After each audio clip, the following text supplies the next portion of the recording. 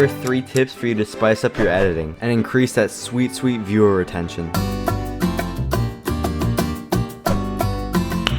Nice. Let's just say, for example, I want to add something like this, but when I put it into Premiere, it looks like this. Let's fix that. So first, drag your clip onto the timeline, then go into the effects panel and type in Ultra key. Then drag that onto your clip. Now go into the effects control panel and down to the Ultra key tab. Click the eyedropper tool and then click the green of the green screen. And you should be left with this.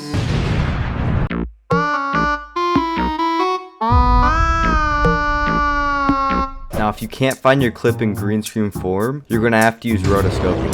I feel bad for you.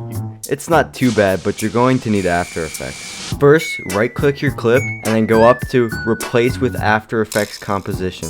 Now that we're in After Effects, the first thing you want to do is go up to the Roto Brush tool. Now start painting your subject. When you're done, you're going to notice that it looks a little bit bad. That's okay, just hold Alt to get rid of any mistakes. Next, go frame by frame and just kind of help After Effects along. When you're done, it should look like this.